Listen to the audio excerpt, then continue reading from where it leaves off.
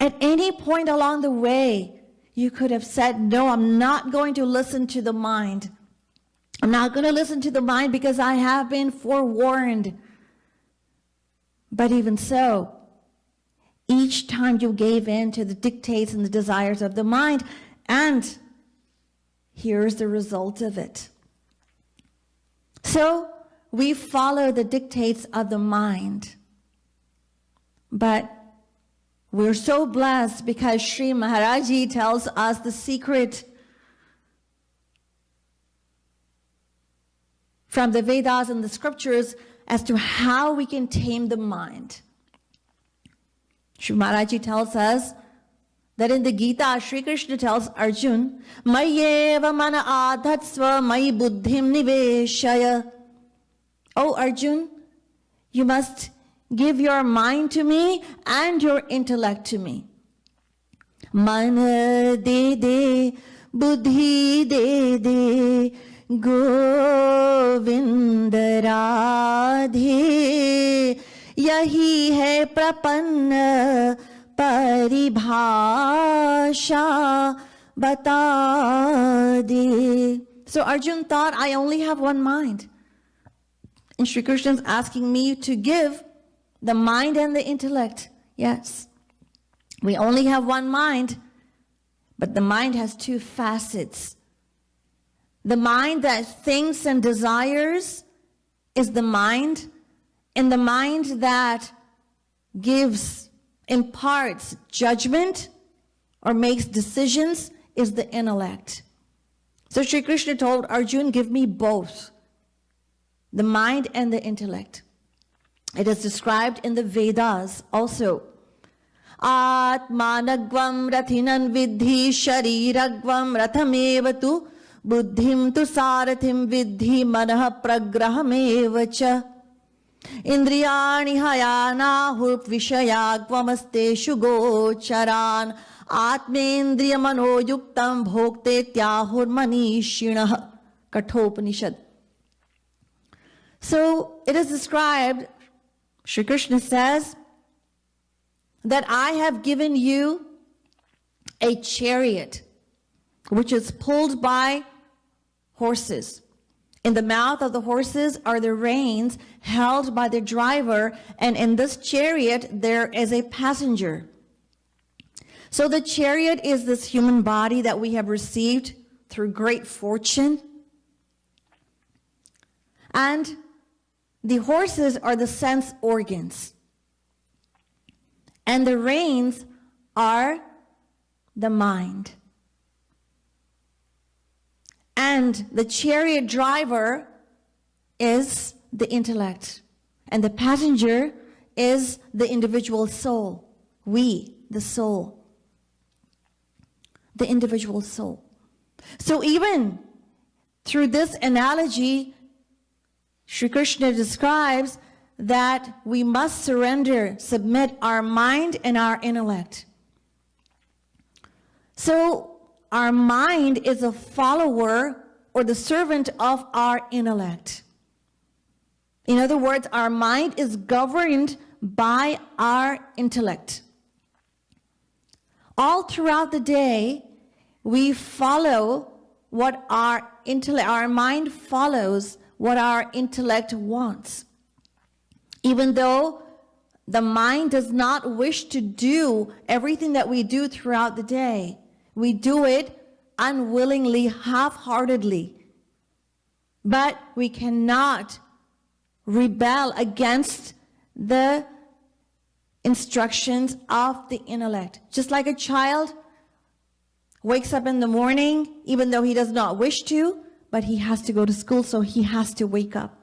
The parents do not wish to come out of bed. It's cold, freezing cold. They do not wish to come out of bed. The father does so because he has to go to work, and the mother does so because she has to fix breakfast. Likewise, we do so many things throughout the day, superficially just to put on an act. You welcome someone undesirable half-heartedly, not because you want to, because you have to. So the mind cannot revolt against the intellect. Now the intellect, because it believes that happiness exists, is in the world, the mind is engaged actively in achieving that elusive happiness. Our faulty intellect refuses to believe that worldly happiness and joy and pleasures are simply a mirage. Even though every day we experience momentary happiness through the fulfillment of a desire, yet there's a fulfillment of another desire and a spell of discontentment because of unfulfillment of a desire. We experience this daily, but even so, our mind does not accept what it experiences.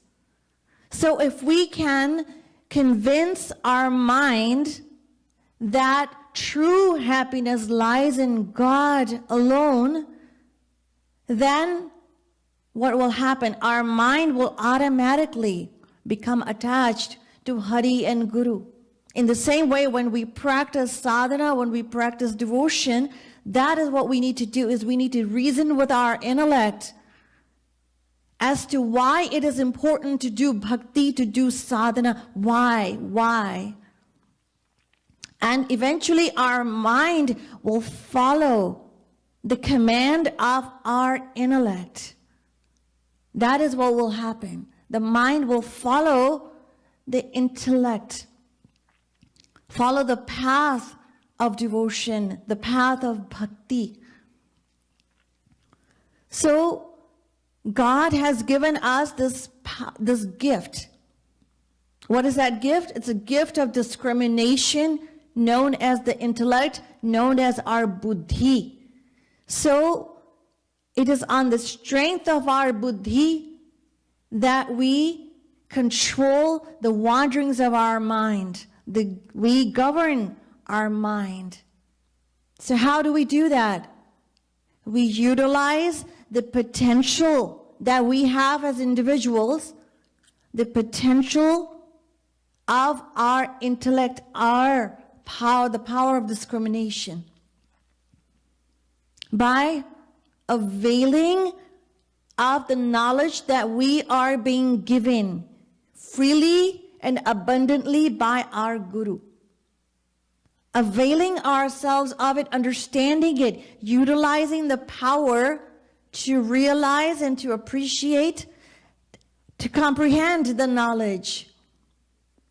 So the knowledge that's contained within our scriptures is like a vast ocean.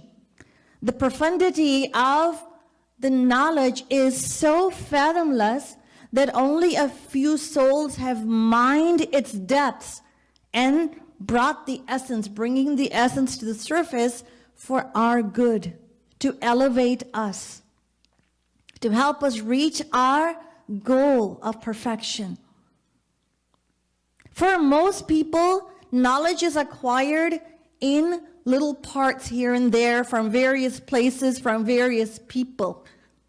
And as we may have heard the saying, a little knowledge is a dangerous thing. Well, the same goes in spirituality. In spirituality also.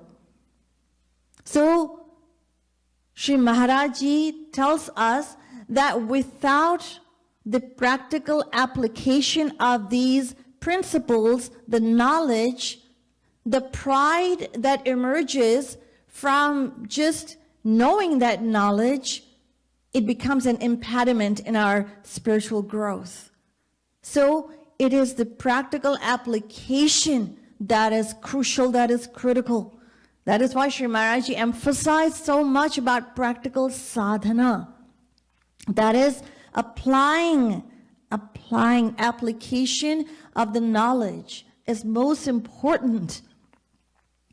And at the heart of this knowledge that we have been given by Sri Maharaj Ji, it's so rich, and the heart of it is the loving remembrance of God, Sri Radha Krishna, the loving remembrance of Hari Guru. And so by regular and systematic practice, we will be less inclined to committing sin. And what is sin?